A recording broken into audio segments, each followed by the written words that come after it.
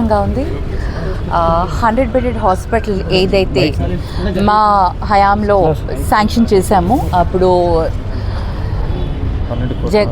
12 కోట్ల వరకు మా టెన్యూర్లో మేము శాంక్షన్ చేయడం జరిగింది. ఇప్పుడు ఓపెనింగ్ అవ్వడం చాలా సంతోషం.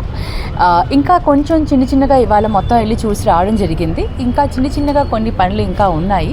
కంప్లీట్లీ ఆపరేషన్లోకి అంటే యూసేజ్లోకి ఇంకా రాలేదు. బట్ స్లోలీ ఇవన్నీ కూడా వస్తాయి. కొన్ని ఏదైతే ఎక్విప్మెంట్ రిక్వైర్మెంట్ ఉందో అది కూడా త్వరగా ఇక్కడ ఎక్విప్మెంట్ని షిఫ్ట్ చేయగలిగితే దీన్ని కూడా చాలా ఫాస్ట్గా చేసేసుకోవచ్చు. చిన్న పనులు ఇంకా కొన్ని టెక్నికల్ వర్క్స్ కానివ్వండి, కొన్ని ప్లంబింగ్ ఆర్ ఎలక్ట్రికల్ వర్క్స్ కానివ్వండి, ఇవన్నీ కొన్ని చిన్నవి ఇంకా పెండింగ్లో ఉన్నాయి.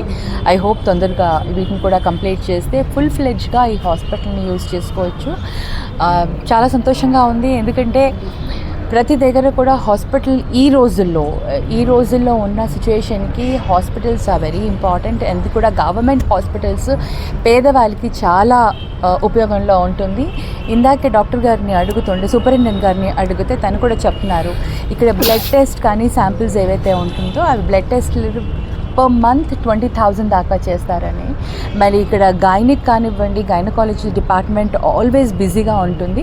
ఇంకా ఒక 6 డాక్టర్స్ ఆర్ రిక్వైర్డ్. దాంట్లో 2 రిక్రూట్ చేశారు, కానీ ఇంకా ఒకరేమో జాయిన్ కాలేదు, ఒకరేమో లీవ్లో వెళ్ళారు. కానీ ఇంకా డాక్టర్స్ని మటుకు తొందరగా మనం రిక్రూట్ చేయగలిగితే ఇంకా ఎక్కువ సర్వీస్ ఇవ్వచ్చు.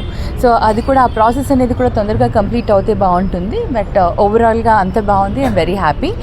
అండ్ మనం పబ్లిక్కి సర్వీస్ చేసేదానికి ఇంకా ఫాస్ట్గా దీన్ని ఆపరేషన్లోకి తీసుకొని వస్తే బాగుంటుందండి.